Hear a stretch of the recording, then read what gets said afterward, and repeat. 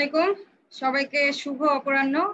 আমি doctor Sarajbin Khandakar, Nilphamari medical college.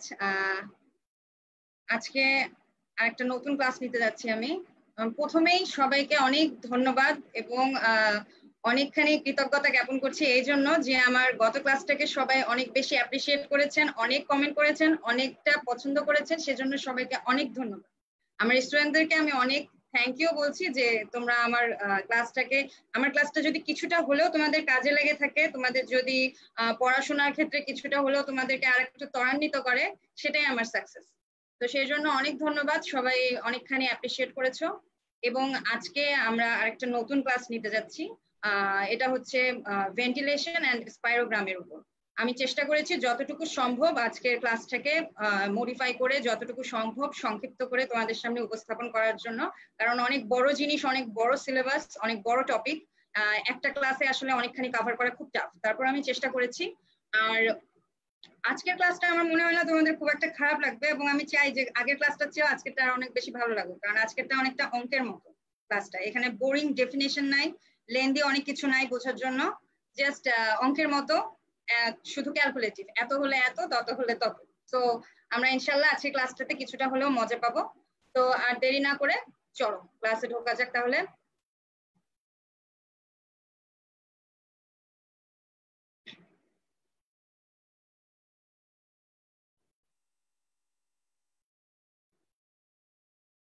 আশা করি দেখা যাচ্ছে, সবাই শুনতেও পাচ্ছ আমাকে?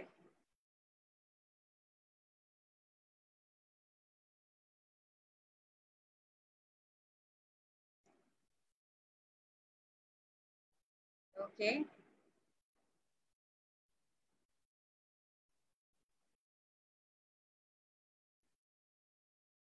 ওকে, ঠিক আছে। তোমাদের তাহলে মোটামুটি শোনা যাচ্ছে, একটু কনফার্ম হয়ে নিলাম আমি। ঠিক আছে, আজকে তাহলে আমরা আমাদের নতুন ক্লাস শুরু করছি। আমার আজকে প্রথমে একটু মেনশন করতে চাই যে some of my students from my Nilphamari Medical College first batch of NPMC, they have helped me a lot and supported a lot to make these beautiful slides, so I must show them the courtesy, and I'm showing their name in this courtesy presentation. So thank you so much, students, for helping me and cooperating me. So okay guys, চলো তাহলে আমরা এখন ক্লাসটাতে ঢুকে পড়ি।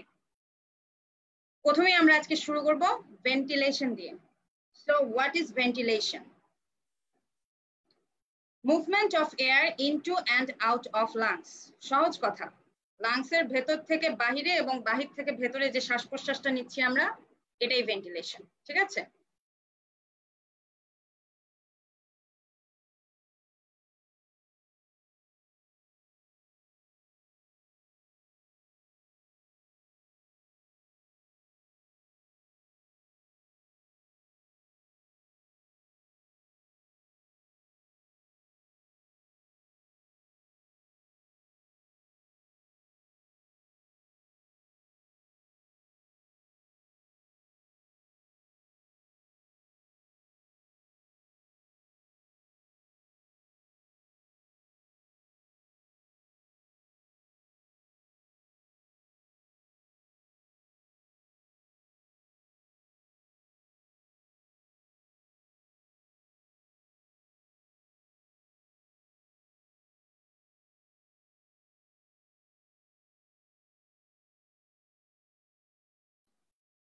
আজকে network একটু down, so আমাদের হয়তোবা ক্লাসের মধ্যে কয়েকবার ইন্টারাপশন হতে পারে। ঠিক আছে? তো সবকিছু মিলেই ক্লাস নিতে হবে, আর দেখি টেকনিক্যাল প্রবলেম গুলোকে আমরা কতটা ওভারকাম করতে পারি। ঠিক আছে? তো যাই হোক, আমাদের তাহলে এখানে আমরা দেখতে পাচ্ছি আমি যেটা বলছিলাম, পালমোনারি ভেন্টিলেশন। সো যতটুকু এয়ার আমার পুরো রেসপিরেটরি এয়ার প্যাসেজের মধ্যে ঢুকবে এবং বের হবে কতক্ষণে, সেটা 1 মিনিটের মধ্যে। This is pulmonary ventilation. It is a cyclic process by which fresh air enter into lung and equal volume of air leaves the lung per minute. So tidal volume into 1 minute respiratory rate. তাহলে এখানে আমাদের total আসছে 6000 millilitre per minute, মানে 1 মিনিটে আমরা প্রায় 6000 মিলিলিটারের মতো air আমাদের পালমোনারি ভেন্টিলেশনে সার্কুলেট হয়। ঠিক আছে? এরপরে আসছে অ্যালভিওলার ভেন্টিলেশন। তো অ্যালভিওলার ভেন্টিলেশন বোঝার আগে আমাদের একটা জিনিস একটু জানতে হবে, সেটা হচ্ছে এখানে আমরা একটা ওয়ার্ড দেখতে পাচ্ছি, ডেড স্পেস এয়ার।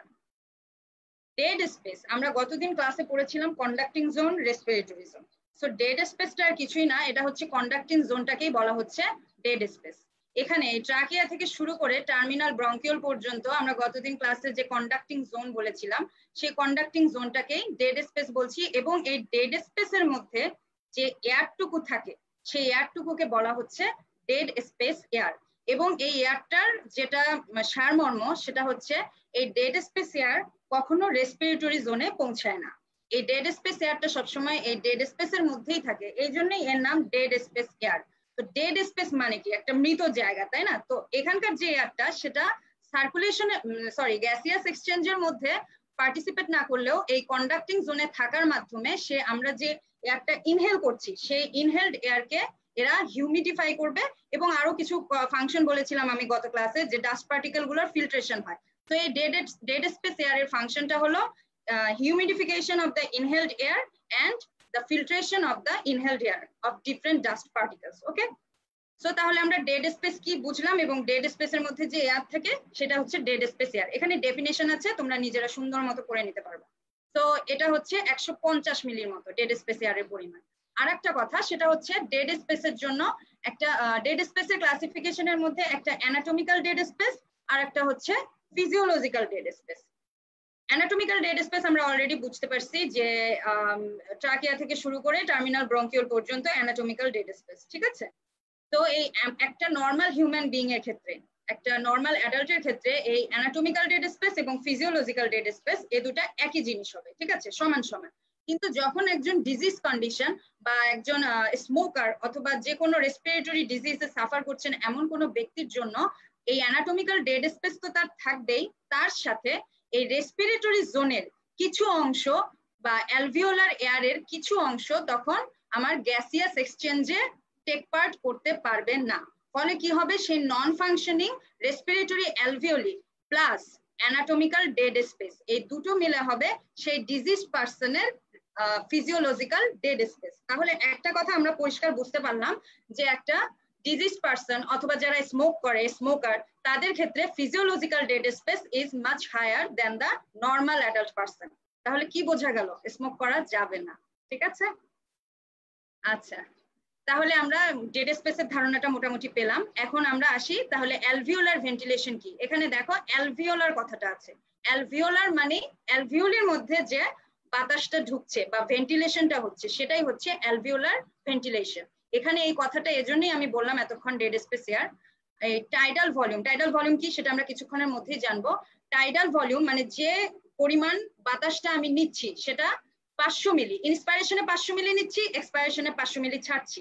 সো ইন্সপাইরেশনের সময় যখন আমি টাইডাল ভলিউম 500 মিলি নিচ্ছি, সেটার থেকে আমার ডেড স্পেস এয়ারটা যেটা থাকছে 150 মিলি, এটা বাদ যাবে। সো আমার রেসপিরেটরি জোনে কতটুকু এয়ার ঢুকছে প্রতিটা ব্রিদিং এ? 350 মিলি, ঠিক আছে? এই 350 মিলি যদি আমি একবার নেই, তাহলে 1 মিনিটে টোটাল 12 বার যদি আমার রেসপিরেশন হয়, তাহলে ইন টোটাল আমি 4200 মিলিলিটার পার মিনিট। এটা হচ্ছে আমার অ্যালভিওলার ভেন্টিলেশন। তাহলে প্রতি মিনিটে আমার 4200 মিলিলিটার অ্যালভিওলার ভেন্টিলেশন হচ্ছে, ঠিক আছে? তাহলে আমাদের এটুকু ক্লিয়ার। এরপরে আমরা আসবো ভেন্টিলেশন পারফিউশন রেশিও। রেশিও কথাটার মানেই হলো অনুপাত। যে কোনো অনুপাত যখন আমরা এক্সপ্রেস করব তখন রেশিও দিয়ে এক্সপ্রেস করি। তো এখানে যে ব্যাপারটা আছে সেটা হচ্ছে, এখানে অ্যালভিওলার ভেন্টিলেশন অলরেডি আমরা জানলাম যে 4200 মিলিলিটার। এবং এখানে পারফিউশন একটা কথা আছে। পারফিউশন বলতে এখানে বোঝানো হয়েছে হার্ট থেকে প্রতি মিনিটে আমাদের কার্ডিয়াক আউটপুট যেটা হচ্ছে প্রায় 5 থেকে 6 লিটারের মতো, এভারেজ যদি ধরি আমরা 5.5 লিটার। সেই 5.5 লিটার ব্লাডটা আমার লাংসে বা ফুসফুসে যাবে অক্সিজেনেটেড হওয়ার জন্য, ঠিক আছে? সেই 5.5 লিটারকে আমরা এখানে বলছি পারফিউশন। তাহলে অ্যালভিওলার ভেন্টিলেশন বাই পারফিউশন, এটা যদি আমরা অনুপাত নেই, এটা আসবে 0.8 অথবা ইন অ্যাভারেজ আমরা বলতে পারি 1। তাহলে এখন আমরা যদি কোনো ব্যক্তির অ্যালভিওলার ভেন্টিলেশন পারফিউশন রেশিও বলি 1, দ্যাট মিনস সেই পার্সনটার ভেন্টিলেশন অপটিমাম হচ্ছে, পারফিউশন অপটিমাম হচ্ছে, তার গ্যাসিয়াস এক্সচেঞ্জও অপটিমাম হচ্ছে, তার মানে তার লাং ফাংশন সবকিছু ঠিক আছে। কিন্তু কোনো কারণে রেশিওটা যদি কম বেশি হয়, এটা আমি বললাম যে একটা নর্মাল অ্যাডাল্ট পার্সনের যখন আমি রেশিওটা বলছি 0.8, তার মানে তার সবকিছু ঠিক আছে। কিন্তু কোন জায়গায়? আমাদের বডিতে দুটো লাংস আছে, ঠিক আছে? লাংসের তিনটা জোনে আমরা ফিজিওলজিক্যালি ভাগ করি প্রতিটা লাংসকে। একটা হচ্ছে upper zone or apical zone, mid zone এবং একটা lower zone or basal zone. তো এপিক্যাল জোন যেটা, আমার লাংসটা কি, লাংসটা তো ভার্টিক্যালি এরকম থাকে তাই না? তো এপিক্যাল পোর্শনটা অবশ্যই উপরে থাকবে। তো এই এপিক্যাল পোর্শনে যেটা হবে, অ্যাটমসফিয়ার থেকে যে এয়ারটা ভেন্টিলেট হয়ে আসবে বা যে এয়ারটা আমরা নোজ দিয়ে নিব, সেই এয়ারটা অ্যাপেক্স পর্যন্ত তাড়াতাড়ি পৌঁছাবে, কিন্তু সে বেস পর্যন্ত যেতে তার একটু সময় লাগবে। ওকে, তো এপিক্যাল পোর্শনে আমার ভেন্টিলেশনটা অপটিমাম হবে বা বেশ ভালো হবে, কিন্তু পারফিউশনটা এখানে কম হবে অথবা হবেই না, minimum perfusion or no perfusion. কারণ কি, আমার লাংসের যে এপিক্যাল পোর্শনটা আছে সেটা হার্টের লেভেল থেকে উপরে থাকছে। সো হার্টের লেভেল থেকে এপিক্যাল পোর্শন উপরে থাকার কারণে এন্টি গ্র্যাভিটির জন্য লাংসের এপিক্যাল পোর্শনে আমার পারফিউশন অর ব্লাড ফ্লোটা কম হবে, অথবা যদি আমরা কোনো ডিজিজ পার্সনের ক্ষেত্রে নেই, দেখা যাবে অনেক সময় হচ্ছেই না, কম হবে অথবা হচ্ছে না। তো কম হবে কাদের ক্ষেত্রে বলছি আমরা? নর্মাল অ্যাডাল্টের ক্ষেত্রে। নর্মাল অ্যাডাল্টের ক্ষেত্রে এখানে একটু দেখো, এই যে normal subjects the apical alveoli, যেটা বললাম আমি এতক্ষণ, আর ventilated adequately but have got a poor blood supply. তার মানে তার ভেন্টিলেশনটা এডিকুয়েট হচ্ছে বাট ব্লাড সাপ্লাইটা পুয়ার। এই যে তার ভেন্টিলেশনটা যথেষ্ট পরিমাণে হচ্ছে কিন্তু ব্লাড সাপ্লাইটা সে কম পাওয়ার কারণে তার অনেকখানি ভেন্টিলেটেড এয়ার এক্সট্রা থেকে যাচ্ছে, যেটা ব্লাডকে অক্সিজেনেট করার জন্য কোনো ব্লাড পাচ্ছে না। তখন এই যে ভেন্টিলেশনটা অনেকখানি এক্সট্রা থেকে যাচ্ছে, এটাকে বলছে ওয়াস্টেড ভেন্টিলেশন অথবা আনইভেন ভেন্টিলেশন। ওকে, এই জিনিসটাই আমি এখানে বলছি, ওয়াস্টেড ভেন্টিলেশন। তো এইটা বোঝা গেল যে ডিজিজ কন্ডিশনে এই রেশিওটা হয়তো বা দেখা যাবে একের বেশি তো হবেই, এমনকি 6 থেকে 6.5 গুণও বেশি হতে পারে। যাদের দেখা যাচ্ছে নর্মাল অ্যাডাল্টের তুলনায় 6.5 গুণ বেশি হলো, কাদের ক্ষেত্রে? যারা ডিজিজ পার্সন থাকবে, যে কোনো রেসপিরেটরি ডিজিজ কন্ডিশনে ভুগছে তাদের জন্য। তাহলে কিন্তু এখান থেকে আমরা সহজেই বুঝতে পারছি যে অ্যালভিওলার ভেন্টিলেশনটা অ্যাডিকুয়েট থাকছে, ধরো এটা 4200 মিলিলিটারই আছে, কিন্তু এখানে পারফিউশন হয়ে গেল আমার মাত্র 2000 মিলিলিটার বা 2 লিটার। তখন কি হবে? রেশিওটা অবভিয়াসলি আমার একের চেয়ে বেশি হবে, 4.2/2 রেশিও একের চেয়ে বেশি হচ্ছে। সেটা কোথায় হলো? আমার ফিজিওলজিক্যাল ডেড স্পেসে। তাহলে এখন একের চেয়ে বেশি পড়লাম, এখন আমরা পড়বো যদি একের চেয়ে কম হয়, তাহলে আমরা বুঝতে পারছি। দেখো একের এখানে আরেকটা কথা আমি তোমাদের বলে নেই, ইনফিনিটি একটা জিনিস লেখা হয়েছে, ইনফিনিটি আসলে হয় না, তারপর বইয়ের ভাষায় যেহেতু দেওয়া আছে সেজন্যই বলছি যে আমার ভেন্টিলেশনটা ধরো এডিকুয়েট থাকলো বাট এখানে একেবারেই জিরো পারফিউশন, এটা প্র্যাকটিক্যালি এরকম সম্ভব না, বাট জিরো পারফিউশন হলো, anything above zero is infinity, সেই জিনিসটাই এখানে বোঝানো হচ্ছে আর কি। তো যাই হোক, এরপরে যদি রেশিওটা আমাদের একের, এখানে কত আছে, আমি যদি এটাকে অ্যাভারেজ 1 ধরি, তাহলে একের কম যদি হয় সেটা 0.2, 0.3 বা 0.6 হতে পারে। সেটা কখন হবে? আমার পারফিউশনটা ঠিক আছে, অ্যাডিকুয়েট পারফিউশন হচ্ছে, কিন্তু আমার ভেন্টিলেশনটা কমে গেছে। এখানে 4200 মিলিলিটারের জায়গায় দেখা যাচ্ছে আমার ভেন্টিলেশন হচ্ছে 2000 মিলিলিটার বা 1500 মিলিলিটার। তখন কি হবে? আমার রেশিওটা কিন্তু একের চেয়ে কম হবে, ঠিক আছে? এবং এটা কোথায় এই যে ঘটনাটা ঘটছে, একের চেয়ে যে রেশিওটা আমার কম হচ্ছে, সেটা কোন জায়গায় হচ্ছে? এটা হচ্ছে ফিজিওলজিক্যাল শান্টের ক্ষেত্রে, অর্থাৎ perfusion is adequate but ventilation is not adequate. এটা আমার কোন জায়গায় হবে? এটা হবে আমার লাংসের বেসাল পোর্শনে। বুঝলাম আমরা তাহলে এখন লাংসের এপিক্যাল পোর্শনে গেল হচ্ছে একের চেয়ে বেশি, আর বেসাল পোর্শনে একের চেয়ে কম। কারণ কি? লাংস হচ্ছে আমাদের হার্টের নিচের লেভেলে থাকে, আর লাংসের মিড জোনটা হার্ট বরাবর থাকে। তো হার্ট থেকে লাংসের লোয়ার জোন আর বেসাল জোনটা নিচের দিকে থাকে। তো যার কারণে কি হয়, আমাদের হার্ট থেকে যে ব্লাডটা আসে, পাম্পিং ব্লাডটা, সেটা লাংসের বেসাল জোনে খুব সুন্দর পৌঁছায়, কিন্তু ভেন্টিলেশনটা, আমাদের লাংসটা যদি ভার্টিক্যাল হয়, ভেন্টিলেশনটা অ্যাপেক্স পর্যন্ত সুন্দর আসে, তারপরে আস্তে আস্তে আস্তে আস্তে কমতে কমতে বেসালে যে অনেকখানি কমে যায়, যার কারণে ওখানে ভেন্টিলেশনটা কম হয় বাট পারফিউশনটা নর্মাল থাকে। সেজন্য এই জায়গাটাকে বলছে যে আমাদের রেশিওটা লেস দেন 1 হচ্ছে, ঠিক আছে? সে এখানে এই কথাগুলোই বলা হয়েছে, অ্যাডিকুয়েট পারফিউশন হচ্ছে বাট ইনঅ্যাডিকুয়েট ভেন্টিলেশন। সো এই যে আমার তাহলে ঘটনাটা কি হয়, যে কিছু আমার ভেন্টিলেশনটা যেহেতু অ্যাডিকুয়েট নাই, ব্লাড সাপ্লাই অ্যাডিকুয়েট হচ্ছে, সো কিছু পরিমাণ ব্লাড তখন ভেন্টিলেশনের অপর্যাপ্ততার জন্য তারা অক্সিজেনেটেড হতে পারবে না। তাদের অক্সিজেনেটেড হওয়ার জন্য প্রপার বাতাস বা প্রপার ভেন্টিলেশনটা দরকার। যখন সেই প্রপার ভেন্টিলেশনটা তারা পাচ্ছে না, এই আনঅক্সিজেনেটেড ব্লাডটাকে বলা হচ্ছে শান্টেড ব্লাড, মানে এদের মধ্যে কিছু ডিঅক্সিজেনেটেড ব্লাড মিক্সড থাকে, ঠিক আছে? এই শান্টেড ব্লাড এবং আরেকটা জিনিস এখানে আমরা দেখতে পাচ্ছি, the minute amount of bronchial blood also unoxygenated. এখানে আমি একটা কথা একটু বলে নিতে চাই, গতদিন লাইভ ক্লাসের কমেন্টে তোমরা কেউ একজন আমাকে প্রশ্ন করেছো যে ব্রঙ্কিয়াল সার্কুলেশনটা সিস্টেমিক সার্কুলেশন কিনা। হ্যাঁ, ব্রঙ্কিয়াল সার্কুলেশন অবশ্যই সিস্টেমিক সার্কুলেশন, এবং ব্রঙ্কিয়াল ভেসেল গুলো অ্যাওর্টা থেকে অ্যারাইজ করে লাংসের প্যারেনকাইমেটাস টিস্যু, যেসব কানেকটিভ টিস্যু আছে, ইন্টার অ্যালভিওলাস সেপ্টা আছে, সেগুলোর মধ্যে ব্লাড সাপ্লাই দিয়ে, ব্রঙ্কিয়াল আর্টারি ব্লাড সাপ্লাই দিয়ে ব্রঙ্কিয়াল ক্যাপিলারির মাধ্যমে আবার পালমোনারি ভেইনে ড্রেন করে, ড্রেন করার পর আবার অক্সিজেনেটেড ব্লাড হয়ে লেফট অ্যাট্রিয়ামে পৌঁছায়।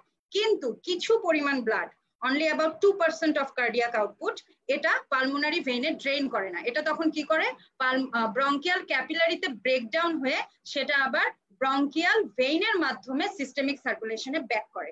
এই যে পালমোনারি সার্কুলেশনকে বাইপাস করে ব্রঙ্কিয়াল কিছু ব্লাড আবার সিস্টেমিক সার্কুলেশনে ব্যাক করলো, সেটা কিন্তু ডিঅক্সিজেনেটেড থাকলো, ওটা অক্সিজেনেটেড হতে পারলো না, কারণ সে অ্যালভিওলের সংস্পর্শে আসতে পারেনি। যখন সে অক্সিজেনেটেড হতে পারলো না, সেইটুকু ব্লাড এবং এখানে এই যে টোটাল শান্টেড ব্লাড, এই দুটোকে একসাথে তখন বলা হচ্ছে ফিজিওলজিক্যাল শান্ট।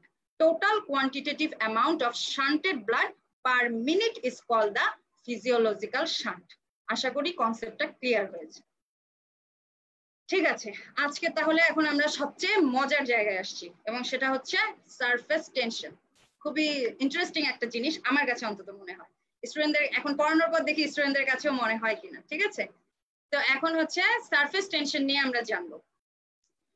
এখন সারফেস টেনশনে এখানে একটা ডেফিনেশন দেয়া আছে, it is the force acting along the surface of a liquid by which surface molecules are held together। মুখস্থ করার জন্য একটা ডেফিনেশন, বুঝতে একটু মাথা ঘামাতে হবে, তাই না? তাহলে আমরা এখন একটু সহজ করে বুঝি।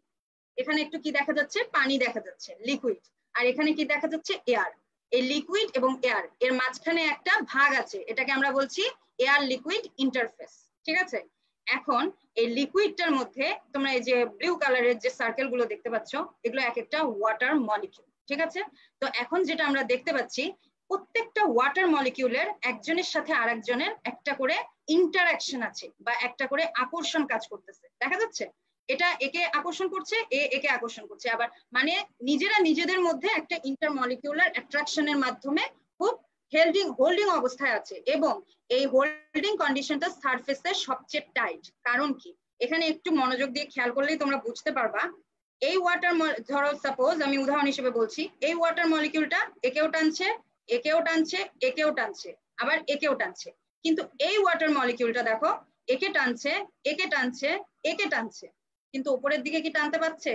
পারছে না। কারণ কি, উপরে আর কোনো ওয়াটার মলিকিউল নেই, এখানে কি আছে, এয়ার আছে। ঠিক আছে, তো এই যে ওয়াটার মলিকিউলের সারফেস অফ দ্য লিকুইড, যেখানে এই water molecule of the surface of the liquid, they hold each other by downward and lateral force of interaction, but upward interaction is absent there. So কি হয়, তখন এই downward এবং lateral interaction গুলা এই surface molecule গুলাকে নিচের দিকে টানার চেষ্টা করে, ভেতরের দিকে কলাপস করে নেওয়ার চেষ্টা করে, নিচের দিকে টানার চেষ্টা করে। এবং যেহেতু ওপরে কোনো কাউন্টার অ্যাকশন থাকে না, যার কারণে এদের সবসময় একটা টেন্ডেন্সি থাকে ইনওয়ার্ড কলাপসিং এর। এই যে সারফেস মলিকিউলের উপরে এই মলিকিউল গুলা নিচের দিকে টেনে ধরে রাখার যে টেনশনটা ক্রিয়েট করছে, এটাই হচ্ছে সারফেস টেনশন। এবং যার ফলে যে সারফেসের যে মলিকিউল গুলো থাকবে, সেই মলিকিউল গুলো নিজেদের মধ্যে এই ভেতরের দিককার মলিকিউল গুলোর তুলনায় অনেকখানি টাইটলি হোল্ডিং অবস্থায় থাকবে। এই টাইটলি হোল্ডিং কন্ডিশনটাকেই বলা হচ্ছে সারফেস টেনশন। ঠিক আছে, এবং এই যে ওয়াটার মলিকিউল গুলো একজন আরেকজনকে অ্যাট্রাক্ট করে, এটার একটা কারণ হচ্ছে ওয়াটার মলিকিউল কি দিয়ে তৈরি, আমরা সেই অনেক আদিকাল থেকে জানি, অক্সিজেন আর হাইড্রোজেন দিয়ে, তাই না? সো হাইড্রোজেন হচ্ছে পজিটিভলি চার্জড এন্ড অক্সিজেন হচ্ছে নেগেটিভলি চার্জড। এই বিপরীত মেরু attracts always. So positive hydrogen ion attracts the negative oxygen ion. So একটা মলিকিউলের হাইড্রোজেন প্রান্ত আরেকটা মলিকিউলের অক্সিজেন প্রান্তকে নিজেদের মধ্যে খুব স্ট্রং বন্ডের মাধ্যমে অ্যাট্রাকশন করে। এই স্ট্রং বন্ডটার নাম হচ্ছে হাইড্রোজেন বন্ড। এই হাইড্রোজেন বন্ডের কারণে এক একটা ওয়াটার মলিকিউল সব সময় একজন আরেকজনকে নিজের দিকে টেনে ধরছে, যে আয় দোস্ত ডুববো, যখন সবাই একসাথেই ডুববো। ঠিক আছে,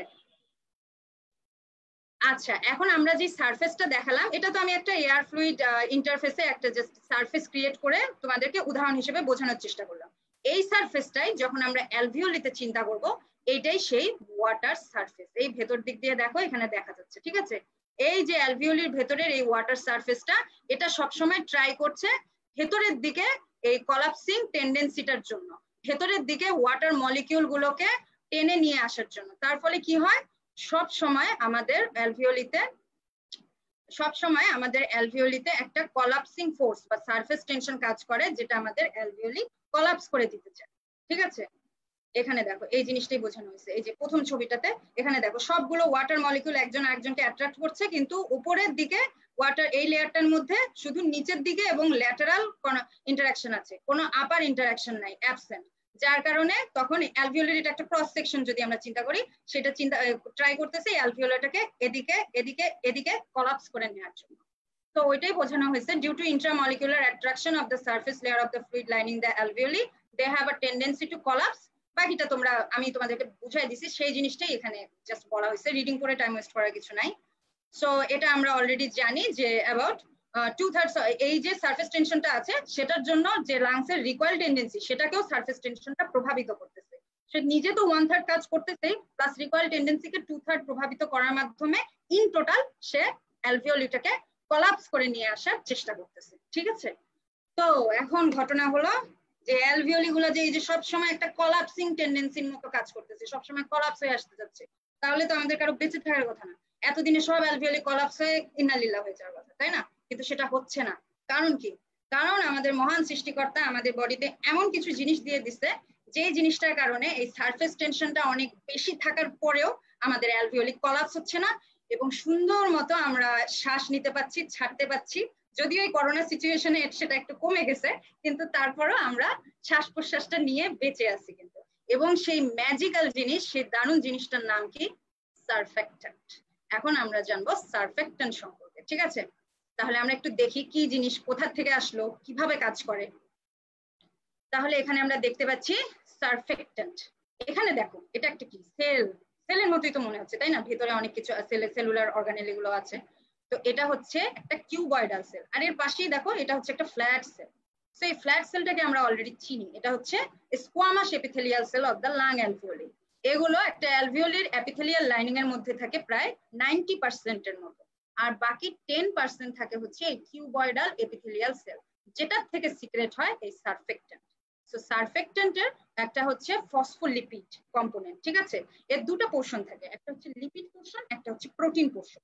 লিপিড পোর্শনটা থাকতেছে প্রায় 90% এবং প্রোটিন পোর্শন থাকছে প্রায় 10%। সো এখানে এই যে এই কথাটাই বলা হয়েছে, lipid surface tension lowering agent secreted from type 2 alveolar pneumocytes, it forms a thin monomolecular layer at air fluid interface, ঠিক আছে? এটা হচ্ছে তাহলে complex mixture of phospholipid protein ion, যেটা বললাম আমরা। তো এখানে কম্পোজিশন দেয়া আছে, কম্পোজিশন গুলো তোমরা পড়ে নিবা। এখানে আমি একটা জিনিস মেইনলি বলবো, সেটা হচ্ছে যে লিপিডের মেইন পোর্শন, যেটা আমি বললাম যে লিপিড থাকছে প্রায় 90%, সেই 90% এর মধ্যে maximum portion of the lipid যেটা থাকছে, সেটার নাম এখানে দেখতে পাচ্ছি আমরা, অনেক বড় একটা নাম, তাই না? ডাইপালমিটোইল ফসফেটাইডিল কোলিন। সরি, সামনে মাঠ তো, ওখানে খেলাধুলা হচ্ছে, গন্ডগোল হচ্ছে একটু। আচ্ছা যাই হোক, ডাইপালমিটোইল ফসফেটাইডিল কোলিন, ঠিক আছে? তো এই ডাইপালমিটোইডিল ফসফেটাইডিল কোলিন এই জিনিসটাই হচ্ছে আমাদের হচ্ছে যে মেইন লিপিড পোর্শন, যেটা আমাদের সারফেক্ট্যান্টের মধ্যে মেইন ভূমিকাটা পালন করছে, ঠিক আছে? ফাংশন অফ সারফেক্ট্যান্ট আমরা কিভাবে ওটা ভূমিকা পালন করছে আমরা কিছুক্ষণের মধ্যেই জানবো। ফাংশন অফ সারফেক্ট্যান্ট, এখানে কিছু ফাংশন দেয়া আছে, যে লাং কলাপসটাকে প্রিভেন্ট করে কিভাবে, reducing the surface tension, it is responsible for compliance and stabilization of the alveoli, it helps in the fast breathing in the neonate. So function গুলো যেগুলো দেয়া আছে খুব সুন্দর করে সাজানো আছে, তোমরা পড়ে নিতে পারবা, ঠিক আছে? ফাংশন এখানে আমার বুঝিয়ে দেওয়ার কিছু নেই, আমি পরেরটাতে যাব। তাহলে কিভাবে, how সারফেক্ট্যান্ট reduce the surface tension. তাহলে সারফেক্ট্যান্ট অনেকগুলো কাজ করে আমরা দেখলাম, তাই না? তার মধ্যে মেইন কাজ হচ্ছে অ্যালভিওলির সারফেস টেনশনকে কমিয়ে নিয়ে আসা। সো অ্যালভিওলির সারফেস টেনশনকে তাহলে এখন সারফেক্ট্যান্ট কিভাবে কমাবে, প্রশ্ন হলো এটা। তো সারফেক্ট্যান্ট যেটা থাকে সেটা পুরো অ্যালভিওলির মধ্যে ছড়িয়ে যায় না, কিছু পরিমাণ সারফেক্ট্যান্ট লাংসের অ্যালভিওলিতে ডিসপার্সড অবস্থায় থাকে, অথবা মানে ইন্টারমলিকিউলার পোর্শনের মধ্যে এরা ইনভেট করে। ইন্টারমলিকিউলার মানে কোন মলিকিউল? Water molecule. ওয়াটার মলিকিউলের পোর্শন গুলোর মধ্যে এই সারফেক্টেন্ট গুলো ইনভেট করে এবং ইনভেট করার মাধ্যমে তারা এই ইন্ট্রাঅ্যালভিওলার ফ্লুইড লাইনিং এর সারফেস টেনশনটা কমিয়ে নিয়ে আসে। মেকানিজমটা এখন আমরা একটু দেখি। এখানে এই যে দেখা যাচ্ছে, দেখো এটাকে যদি আমরা ইন্ট্রাঅ্যালভিওলার ফ্লুইড লাইনিং এর লিকুইড লেয়ার ধরি, তাহলে এখানে দেখা যাচ্ছে একটা ওয়াটার লেয়ার, আর এই সরি এটা হচ্ছে একটা ওয়াটার লেয়ার, এটা একটা ওয়াটার লেয়ার। এই দুইটা ওয়াটার লেয়ারের মধ্যে একটা সারফেক্টেন্ট মলিকিউল ইনভেট করছে, দেখা যাচ্ছে। এই তাহলে এরকম প্রত্যেকটা পাশাপাশি দুইটা ওয়াটার মলিকিউলের মধ্যে একটা করে সারফেক্টেন্ট মলিকিউল যদি এভাবে ইনভেট করে, তাহলে তারা সারফেস টেনশনটাকে কমিয়ে নিয়ে আসছে। কিভাবে এখন সেটা আমরা দেখবো। এই সারফেক্টেন্ট মলিকিউলটার মধ্যে এটা হচ্ছে লাইপোফোবিক পার্ট অথবা হাইড্রোফিলিক পার্ট। হাইড্রোফিলিক মানে পানি গ্রাহী, পানির দিকে তার টান, আর লাইপোফোবিক মানে লিপিড থেকে সে দূরে, লিপিডকে সে দূর দূর করতেছে আর পানিকে কাছে টানতেছে। তো এটা হচ্ছে আমার লাইপোফোবিক পার্ট, এটা পানির মধ্যে দেখো সাবমার্জড অবস্থায় আছে। আর এই দুটো হলো আমার ডাইপালমিটাইল গ্রুপ। ডাইপালমিটাইল গ্রুপ এই জন্য বলা হচ্ছে এগুলো এক একটা পামিটিক অ্যাসিড চেইন, যেটা 16 কার্বন দিয়ে তৈরি। এই দুইটা চেইন থাকার কারণে ডাইপালমিটাইল নামটা হয়েছে। এই ডাইপালমিটাইল গ্রুপটা হচ্ছে আমার লিপিড পোর্শন অথবা লাইপোফিলিক অথবা হাইড্রোফোবিক পোর্শন। সো এই পোর্শনটা আমার এয়ারের মধ্যে আছে বা বাহিরে আছে, আর বাকি পোর্শনটা আমার পানির মধ্যে আছে, লিকুইডের মধ্যে আছে। সো একইভাবে পানির মলিকিউল গুলোর মতোই এদেরও ইন্টারাকশনটা দেখো, ল্যাটারালি হচ্ছে, ডাউনওয়ার্ড হচ্ছে, এদিকে হচ্ছে, বিভিন্ন দিকে হচ্ছে, কিন্তু উপরের দিকে কোনো অ্যাকশন নাই। উপরের দিকে এদেরকে টেনে ধরে রাখার মতো কোনো বন্ড বা কোনো অ্যাট্রাকশন নাই। তার কারণে হচ্ছে কি, এরা ওয়াটারের মতোই এই নিচের দিকে তাহলে কলাপস করে আসতে চাচ্ছে, তাই না? কিন্তু এখানে ঘটনাটা হচ্ছে এই যে লিপিড পোর্শনটা আছে, সে কিন্তু এই এর মধ্যে থাকতেও চাচ্ছে না, এই পানির মধ্যে থাকতেও চাচ্ছে না। সো যেহেতু এই পানির মধ্যে সে থাকতে চাচ্ছে না, সো তার কারণে সে কি করছে, এই লিপিড পোর্শনটা এই পানির লেয়ারটাকে উপরের দিকে টেনে ধরে রাখছে। এর তো পানির মধ্যে থাকার প্রয়োজন নেই, উপরন্তু এই যে তার যে হাইড্রোফোবিক পার্টটার কারণে এই উপরের দিকে ওই লেয়ার, যে ওয়াটার লেয়ারটা আছে, একে কাউন্টার অ্যাকশন করে অথবা কাউন্টার ব্যালেন্স করে এই ওয়াটার লেয়ারটাকে সে টেনে ধরে রাখার চেষ্টা করছে। যার কারণে হচ্ছে কি, ওয়াটার মলিকিউল নিজের দিকে কন্ট্যাক্ট করে কলাপস হওয়ার চেষ্টা করলেও সারফেক্টেন্ট তাকে কাউন্টার ব্যালেন্স করে উপরের দিকে টেনে ধরে রাখার কারণে আমাদের অ্যালভিওলি আর কলাপস হচ্ছে না, এবং লিকুইড লেভেলের অথবা ইন্ট্রাঅ্যালভিওলার ফ্লুইড লাইনিং এর যে কলাপসিং টেন্ডেন্সি, সেটাও আর হচ্ছে না। ঠিক আছে, তাহলে আশা করি এই জিনিসটা বোঝা গেছে। আমি যে কথাগুলো বললাম সেটাই এখানে কিছুটা বর্ণনা করে দেয়া আছে, তোমরা জাস্ট একবার পড়ে নিলেই বুঝতে পারবে। ঠিক আছে, এরপরে আসবো আমরা আজকে আর একটা চ্যাপ্টারে বা আর একটা ইম্পর্টেন্ট ইন্টারেস্টিং জায়গায়, সেটা হচ্ছে পালমোনারি ভলিউমস এন্ড ক্যাপাসিটি। আমরা তাহলে জানি যে হার্টের যেমন কিছু আমরা ফাংশন দেখি, তাই না, যে ব্লাড প্রেশার কিরকম, তারপর হচ্ছে হার্ট রেট কিরকম, হার্ট রেট, ব্লাড প্রেশার, এইসব মেজার করার মাধ্যমে আমরা বুঝতে পারি যে তার হার্টটা ঠিকমতো ফাংশন করছে কিনা বা হার্টটা অ্যাক্টিভেটেড আছে কিনা। সেরকম লাংসেরও কিছু ফাংশন আছে, লাংসের কিছু প্যারামিটার আছে, যেগুলো মেজার করার মাধ্যমে বা যেগুলো দেখার মাধ্যমে আমি বুঝতে পারবো যে আমার লাংসটা বা আমার ফুসফুসটা ঠিকমতো কাজ করছে কিনা। ঠিক আছে, তার মধ্যে আমার কিছু ভ্যালু, কিছু ক্যাপাসিটি এবং কিছু ভলিউম আছে এখানে। তাহলে পালমোনারি ফাংশন গুলো কিভাবে হেল্প করে আমাদেরকে? Useful in assessing the functional status of the respiratory system both in physiological and pathological conditions based on the measurement of volume of air breathed in and out in quiet breathing and forced breathing carried out mostly by using a spirometer. So আমরা lung volume আর lung function status গুলো যখন dynamic function দেখবো, আমরা dynamic function কি সেটা কিছুক্ষণের মধ্যে জানবো আমরা, তখন আমরা যে যন্ত্রটা দিয়ে মেজার করি সেটার নাম হচ্ছে স্পাইরোমিটার। এখনকার দিনে ডিজিটাল স্পাইরোমিটার দিয়ে এগুলো মেজার করা হয়। তাহলে এখানে যে কথাগুলো গুরুত্বপূর্ণ আমি সেগুলো মার্ক করে দিয়েছি, ঠিক আছে, রেড ইঙ্ক দিয়ে মার্ক করা আছে। তাহলে প্যাথোলজিক্যাল, ফিজিওলজিক্যাল কন্ডিশনের সমস্যাগুলো এখানে আমরা বুঝতে পারবো এই পালমোনারি ফাংশনের মাধ্যমে, এবং তারপরেও কিছুটা আমাদের এগুলো সব মেজারমেন্ট করা হবে আমাদের কোয়াইট ব্রিদিং মানে নর্মাল শ্বাস প্রশ্বাসের ক্ষেত্রে, এবং ফোর্সফুল ব্রিদিং অর্থাৎ ফোর্সফুল শ্বাস প্রশ্বাসের মাধ্যমে। এখন তাহলে আমরা দেখবো কয় ধরনের আছে লাং ফাংশন টেস্ট। একটা হচ্ছে স্ট্যাটিক আর একটা হলো ডাইনামিক। স্ট্যাটিক কথাটার অর্থ হচ্ছে এটা ভলিউম অফ এয়ার দিয়ে মেজার করা হয়। সেটা কোথায়? Into or out of the lungs. ঠিক আছে, এখানে কিন্তু কোনো সময়ের বিষয় নেই, কোনো রেট নেই, without dependency on the rate. Rate মানে একটা নির্দিষ্ট সময়ে আমি কতটুকু বাতাস ছাড়ছি বা কতটুকু বাতাস নিচ্ছি, এই যে নির্দিষ্ট সময়ের মেজারমেন্টটা, এটা এখানে করা হয় না। এখানে মেজারমেন্টটা নেওয়া হয় কিন্তু উইদাউট টাইম ডিপেন্ডেন্স, সেই জন্য এটাকে বলা হচ্ছে স্ট্যাটিক। এটা সব সময় একই রকম। আর আরেকটা যেটা আছে সেটা হচ্ছে ডাইনামিক, এটা আমার টাইম ডিপেন্ডেন্ট। এটা rate at which air flows into or out of lungs, মানে একটা নির্দিষ্ট সময়ে কি পরিমাণ বাতাস আমার ওই লাংসে ওই ভিতরে ঢুকলো এবং বের হচ্ছে, সেটার যে মেজারমেন্ট গুলো সেটা হচ্ছে আমার dynamic lung function test. So static lung function টেস্টের মধ্যে কি কি আছে আমরা এখানে একটু দেখি। Tidal volume, inspiratory reserve volume, expiratory reserve volume, residual volume, slow vital capacity, inspiratory capacity, functional residual capacity and total lung capacity.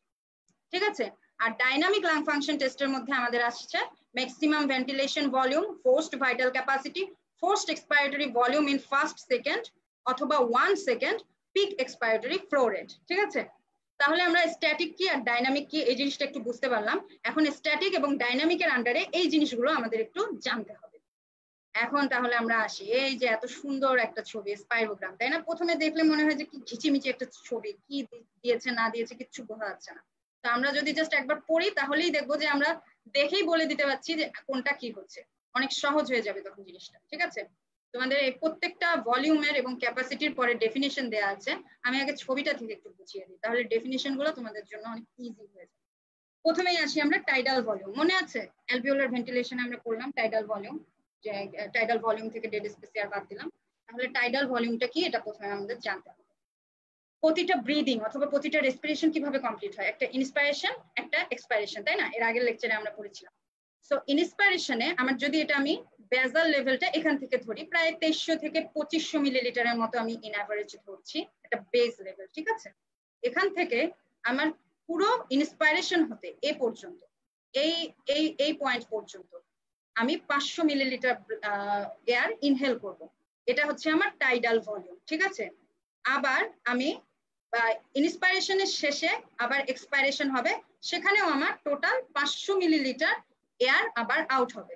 তাহলে এই যে 500 মিলিলিটার এয়ার ঢুকছে ইনহেলেশনে, এটা টাইডাল ভলিউম, আবার 500 মিলিলিটার এয়ার বের হয়ে যাচ্ছে আমার এক্সপাইরেশনে, এটাও টাইডাল ভলিউম। ঠিক আছে, তাহলে 500 মিলিলিটার ঢুকলো, 500 মিলিলিটার বের হলো, এভাবে পুরো রেসপিরেশনের ফেজটা এভাবে চলতে থাকবে। তাহলে টাইডাল ভলিউম কি আমরা বুঝতে পারলাম? It is the volume of air that is inspired or expired with each normal breath, and normal value is 500 millimeter. Okay, and the significance is the normal depth of breathing. এটার মাধ্যমে আমাদের calculate করা হয় যে আমি 500 millilitre পর্যন্ত সে breathing নিতে পারছি কিনা নরমালি ইন্সপাইরেশনের সময়। ঠিক আছে, এরপরে আসবে আমাদের ইন্সপাইরেটরি রিজার্ভ ভলিউম। 500 মিলিলিটার তো আমি যখন বসে আছি নরমাল কন্ডিশনে আমি নিচ্ছি টাইডাল ভলিউম, আমি কিন্তু প্রতি 1 মিনিটের মধ্যে আমি প্রতিবার 500 মিলিলিটার করে ব্লাড নিচ্ছি। তো সরি, ব্লাড তো না, এয়ার নিচ্ছি। তো এখন হচ্ছে এই 500 মিলিলিটার এয়ার ইনহেল হওয়ার পরে আমি ফোর্সফুলি জোরে শ্বাস নিই, যতক্ষণ পর্যন্ত আমি যতটুকু volume of air forcefully inspire করতে পারবো বা জোরে নিতে পারবো, সেইটুকু হচ্ছে আমার ইন্সপাইরেটরি রিজার্ভ ভলিউম। সেটা টাইডাল ভলিউমটা শেষ হওয়ার পরে যতটুকু এয়ার আমি ফোর্সফুলি ইনহেল করতে পারছি, এটা হচ্ছে আমার ইন্সপাইরেটরি রিজার্ভ ভলিউম। ঠিক আছে, এরপরে আসছে হচ্ছে আমার এক্সপাইরেটরি রিজার্ভ ভলিউম। তার মানে হচ্ছে আমি আমার এই যে টাইডাল ভলিউমটা শেষ হলো, নরমালি আমি 500 মিলিলিটার ছাড়লাম, ছাড়ার পরে আমি আরো যখন ফোর্সফুল এক্সপাইরেশনের মাধ্যমে জোরে শ্বাস ছাড়ার মাধ্যমে আরো যতটুকু পর্যন্ত শ্বাস আমি ছাড়তে পারবো, সেটা হবে আমার expiratory reserve volume. Inspiratory reserve volume about 3000 milliliter.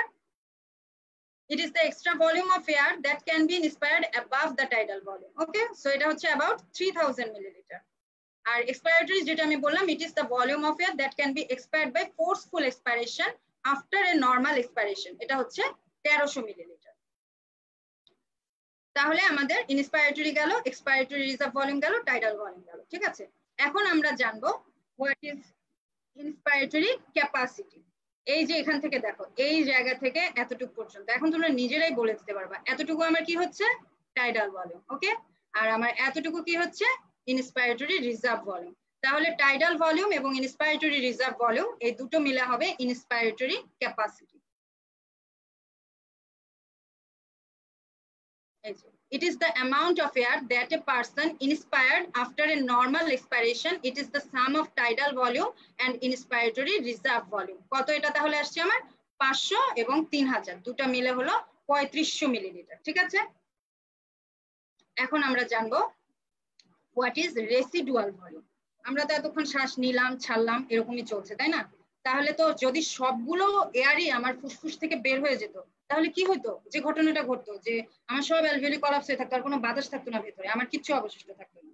কিন্তু সেটা কি হবে? সেটা কখনোই হবে না, নেচার এটা কখনোই হতে দিবে না। সো কিছু পরিমাণ বাতাস বা কিছু পরিমাণ এয়ার সবসময় আমাদের লাংসের মধ্যে থেকে যায়, সেটা কখনোই আমাদের লাংস থেকে বের হবে না। সেটা একটা রেসিডুয়াল অবস্থায় বা রেসিডুয়াল একটা ভলিউম অফ এয়ার, সেটা সবসময় আমার লাংসের মধ্যে থেকে যায়। এবং এই ভলিউম অফ এয়ারটাকেই বলা হচ্ছে রেসিডুয়াল ভলিউম। এটা কত? এটা হচ্ছে 1200 মিলিলিটার। বইপত্রের ভাষায় দেয়া আছে একটা শিশু যখন জন্মায়, একটা বাচ্চা যখন জন্মায়, সে নিওনেটাল যে সে যখন ব্রিদিংটা করে, প্রথম কান্নাটা কাঁদে, সেই ব্রিদিংটা হওয়ার পরে যে পরিমাণ এয়ার সে ইনহেল করে এবং লাংসের মধ্যে থেকে যায় সেটাই হলো রেসিডুয়াল ভলিউম। তাহলে একটা মানুষ জন্মের পর প্রথম যতটুকু এয়ার নিয়ে তার লাংসে রেখে দিবে, যেদিন সে মারা যাবে সেই পরিমাণ এয়ারই তার লাংসের মধ্যে অবশিষ্ট অবস্থায় থেকে যাবে, and that air is called the residual volume. So এটা হচ্ছে আমার 1200 মিলিলিটার। ঠিক আছে, এখন রেসিডুয়াল ভলিউমের আমাদের কিছু সিগনিফিকেন্স আছে। এটা হচ্ছে এই যে আমি যেটা বললাম যে লাংসের কলাপস হতে দেয় না, এটা বের হয়ে গেলে তো সব অ্যালভিওলিক কলাপস অবস্থায় হয়ে যাবে। It prevents the collapse of the lung, provide air in the alveoli to aerate the blood ever between breath, prevent sudden increase or decrease in the concentration of oxygen and carbon dioxide in the blood with each respiration. It maintains the contour of the lung. ঠিক আছে, এটা গেল আমাদের residual ভলিউমের significance. এরপরে আমরা জানবো what is vital capacity.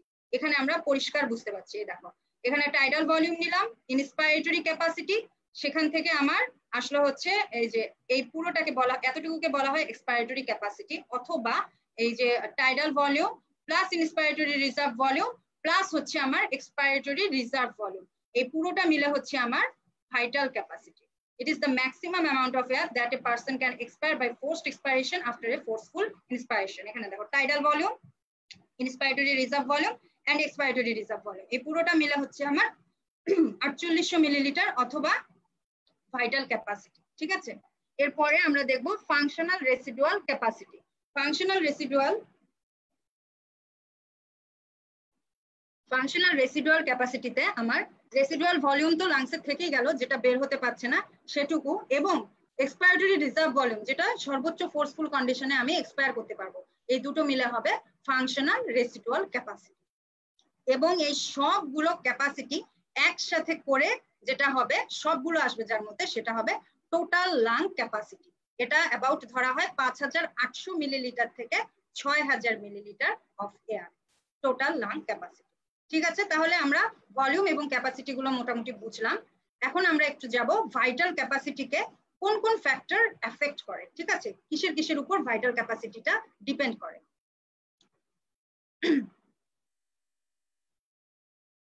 এখানে তোমরা দেখতে পাচ্ছ airway resistance, force of contraction of respiratory muscle, elastic recoil tendency of lungs, age, sex, posture, surface area, anatomical build of a person, এই সবগুলো ফ্যাক্টর হচ্ছে এফেক্ট করছে ভাইটাল ক্যাপাসিটিকে। কিভাবে? কিছু ফিজিওলজিক্যাল ফ্যাক্টর আছে, কিছু প্যাথোলজিক্যাল কন্ডিশন আছে।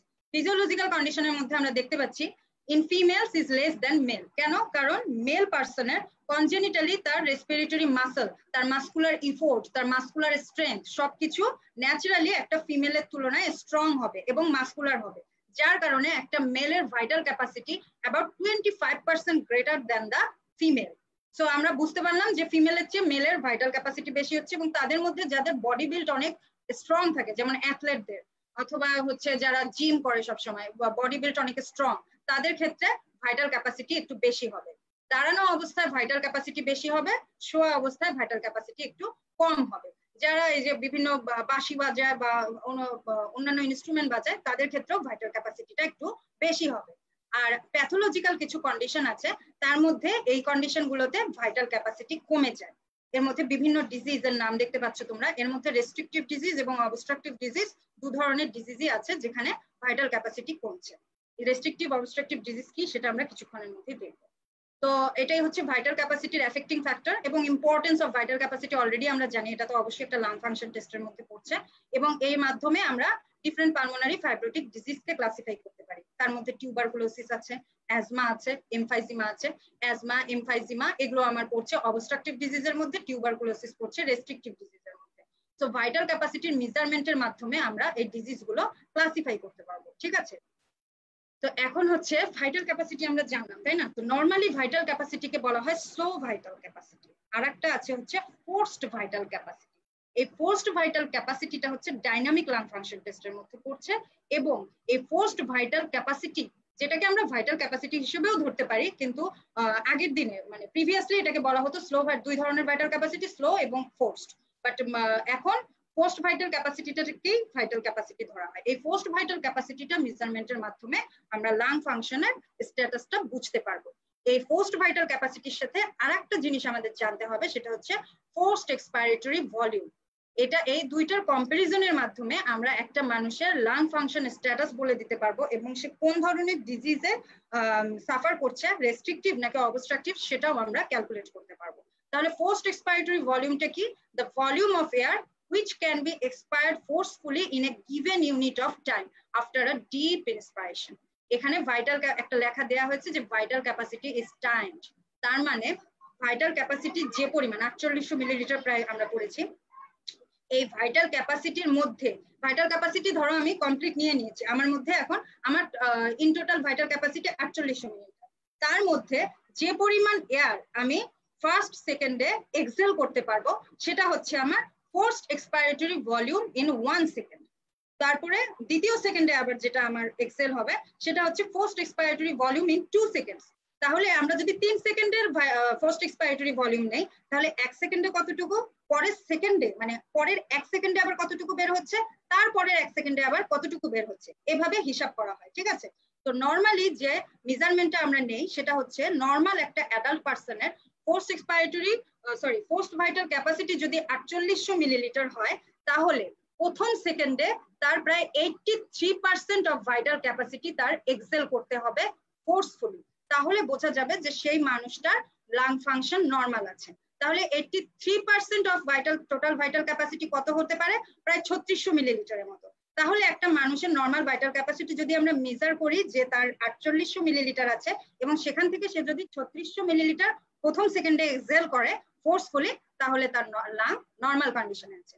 দ্বিতীয় সেকেন্ডে সে আরো বেশি বের করবে, প্রায় 94%, তৃতীয় সেকেন্ডে 97%, এবং বলা হয় তারপরে সেকেন্ডে প্রায় টোটাল ভাইটাল ক্যাপাসিটিটাই সে এক্সেল করে।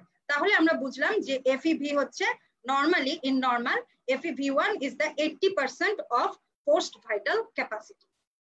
এখন এই FEV1 এবং FVC এই দুটো রেশিও করার মাধ্যমে আমরা একটা মানুষের লাং ফাংশন স্ট্যাটাস নরমাল আছে নাকি রেস্ট্রিকটিভ কন্ডিশনে আছে নাকি অবস্ট্রাকটিভ কন্ডিশনে আছে সেটা মেজার করতে পারি।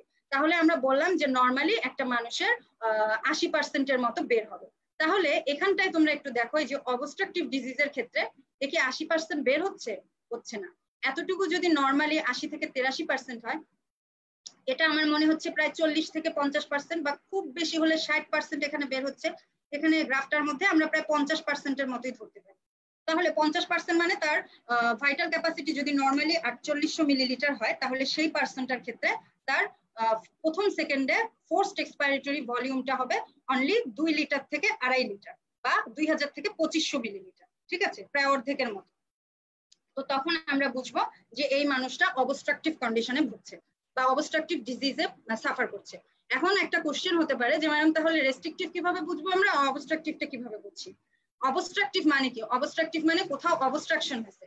আমাদের লাংস থেকে যখন এয়ারটা আমাদের নোজ দিয়ে বাইরে আসে, তো এখানে অনেকগুলো স্মল একটা আমরা পড়ছি যে টার্মিনাল ব্রঙ্কিওল, রেসপিরেটরি ব্রঙ্কিওল, অনেকগুলো ছোট ছোট ব্রঙ্কিওল আছে।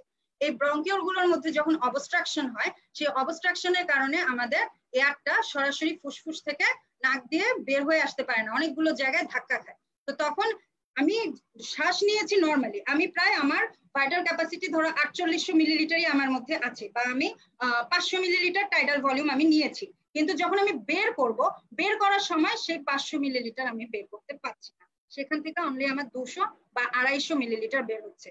তো ইন টোটাল পোস্ট এক্সপাইরেটরি ভলিউমটাও আমার কমে আসবে। তাহলে আমার লাংসটা এক্সপ্যান্ড করছে ঠিকই, আমি বাতাস নিচ্ছি ঠিকই, কিন্তু টোটালটা বের করতে পারছি না। তখন কি হলো, আমার ফোর্সড ভাইটাল ক্যাপাসিটিটা ঠিক থাকবে কিন্তু ফোর্সড এক্সপাইরেটরি ভলিউমটা কমে যাবে। So in the disease process where the forced vital capacity is normal or minimally normal, মানে খুব কম কমে, যদি তার 4800 থাকে সেখান থেকে খুব কমে 4200 হলো, কিন্তু তার ফোর্সড এক্সপাইরেটরি ভলিউমটা অনেকখানি কমে গেছে, প্রায় 2 লিটার বা 2.5 লিটার, তখন আমরা বুঝবো সেই মানুষটা অবস্ট্রাকটিভ ডিজিজে ভুগছে। এবং অপর পাশে যে রেস্ট্রিকটিভ ডিজিজ কখন হবে, রেস্ট্রিকটিভ ডিজিজ মানে আমার যখন লাংসটা হোললি এক্সপ্যান্ড করতে পারছে না। সেটা কি কারণে হতে পারে, লাংসের মধ্যে যে প্যারেনকাইমাটাস টিস্যু আছে বা কানেকটিভ টিস্যু আছে, সেই ফাইব্রাস টিস্যুগুলো যদি এক্সেসিভ গ্রোথ হয় বা অনেক বেশি হয়, তখন দেখা যাচ্ছে আমার লাংসটা খুব বেশি এক্সপ্যান্ড করতে পারছে না, প্রসারিত হতে পারছে না, লাংসের ইলাস্টিসিটি কমে গেছে।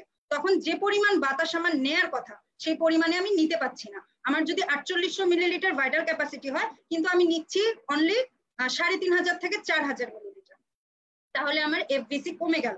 ফলে কি হবে, আমার এফইভিয়ানও কিন্তু কমবে, কারণ আমি 4800 মিলিলিটার নিলে আমি 3600 বের করি নর্মালি, কিন্তু আমি যদি নেই 4000 মানে নিচ্ছি কম, তাহলে তো আমি বেরও করবো কম, তাহলে আমার 2800 মিলিলিটারের মতো বের হবে, তাহলে স্বভাবতই আমার এফভিসিও কমবে, এফইভিয়ানও কমবে। কিন্তু কথা হলো এফভিসিটা রেস্ট্রিকটিভ ডিজিজে বেশি কমবে আর এফইভি1টা এখানে কম কমবে।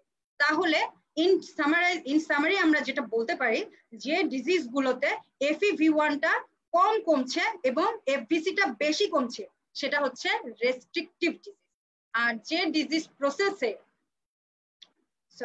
ডিজিজ প্রসেসে এফইভি1টা অনেক বেশি কমছে, মানে প্রায় অর্ধেক হয়ে যাচ্ছে, আর এফভিসি খুব অল্প কমছে অথবা নরমাল থাকছে, সেটাকে বলা হচ্ছে অবস্ট্রাকটিভ ডিজিজ।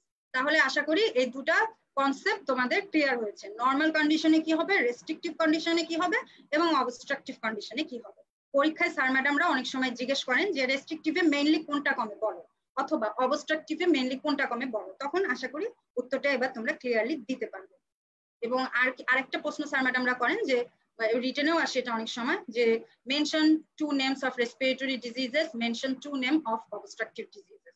তখন তোমরা এখান থেকে এতগুলো নাম মনে রাখার কোনো দরকার নাই, জাস্ট 2-3টা নাম যদি তোমরা একটু মনে রাখতে পারো, দেন এখান থেকে যেমন ইম্পর্টেন্ট হলো অ্যাজমা, ক্রনিক ব্রঙ্কাইটিস, এমফাইজিমা, এই 3টা নাম মনে রাখাই যথেষ্ট। আর এখান থেকে তোমরা মনে রাখতে পারো হচ্ছে প্লুরাল ইফিউশন, এছাড়া মাইস্থেনিয়া গ্রাভিস, টিউবারকুলোসিস, এগুলো হচ্ছে রেস্ট্রিকটিভ ডিজিজ। তো আশা করি তোমাদের রেস্ট্রিকটিভ এবং অবস্ট্রাকটিভের কনসেপশনটা ক্লিয়ার হয়েছে। তো আমাদের আজকের ক্লাস এ পর্যন্তই। আজকে অনেক বকবক করেছি, অনেক কিছু বলার চেষ্টা করেছি, কতটুকু তোমরা বুঝতে পেরেছো বা কতটুকু ডিফিউশন হয়ে আজকে তোমাদের মধ্যে ঢুকেছে আমি জানি না, তবে আমি জাস্ট একবার রিভিউ করে নেই। আমরা তাহলে আজকে পড়লাম মোটামুটি হোয়াট ইজ ভেন্টিলেশন, ভেন্টিলেশন কয় ধরনের, ভেন্টিলেশন পারফিউশন রেশিওটা কি হবে, ডেড স্পেস কি, ডেড স্পেস এয়ার কি, তারপরে পরিমাণ কতটুকু, কার অ্যালভিওলার ভেন্টিলেশন কতটুকু হয়, পালমোনারি ভেন্টিলেশন কতটুকু হয়, কোথায় পরীক্ষায় কিন্তু কোশ্চেন করা হয় যে ভেন্টিলেশন পারফিউশন রেশিও কোথায় বাড়ছে কোথায় কমছে, নরমালি কত, কোথায় বাড়বে কোথায় কমবে, সো তখন তোমাদেরকে এই উত্তরগুলো বলতে হবে, ঠিক আছে। সো তাহলে ফিজিওলজিক্যাল ডেড স্পেস কি, ফিজিওলজিক্যাল শান্ট কি, এই জিনিসগুলো একটু জাস্ট তোমরা আরো একটু ভালো করে এখান থেকে দেখে নিবা। তারপরে আমরা বললাম যে সারফেস টেনশন কি, সারফেস টেনশন কিভাবে অ্যালভিওলিকে কলাপস করতে চায়, এদের মেকানিজমটা কি, একে কে প্রিভেন্ট করে, সেই সারফেক্টেন্ট কোথা থেকে আসলো, এর কম্বিনেশন কি, কিভাবে কাজ করছে সারফেস টেনশনটা কমাতে, এবং তারপরে আসলো আমাদের পালমোনারি ভলিউম এবং ক্যাপাসিটি কি কি আছে সেটা আমরা পড়লাম। স্ট্যাটিক লাং ফাংশন কি, ডাইনামিক লাং ফাংশন টেস্ট কি, এরপরে স্পাইরোগ্রামের আমরা মেজারমেন্ট গুলো অথবা ভলিউম এবং ক্যাপাসিটি গুলো দেখলাম, এবং এর সাথে আমরা পড়লাম যে ফোর্সড ভাইটাল ক্যাপাসিটি এবং ফোর্সড এক্সপাইরেটরি ভলিউম মেজারমেন্টের মাধ্যমে আমরা কিভাবে অবস্ট্রাকটিভ এবং রেস্ট্রিকটিভ ডিজিজের মধ্যে ডিফারেন্সিয়েট করব।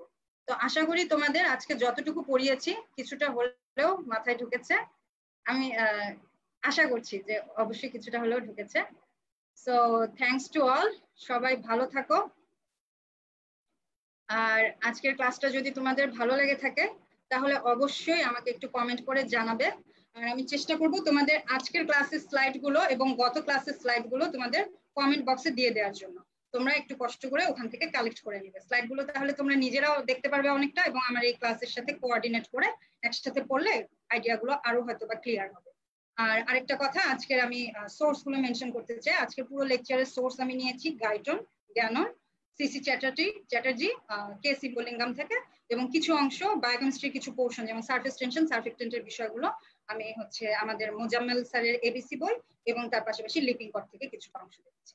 তো আজকে এই পর্যন্তই। সবাই ভালো থাকো, সুস্থ থাকো, সুন্দর থাকো, আর আমার জন্য দোয়া করবে। এবং তোমাদের আমার ক্লাসটা যদি ভালো লেগে থাকে, কিছুটা হলেও তোমরা বেনিফিটেড হও, অবশ্যই আমাকে একটু কমেন্ট করে জানাবো। সবাই সুস্থ থাকো, সুন্দর থাকো। আজকে এখানেই শেষ করছি। আল্লাহ হাফেজ।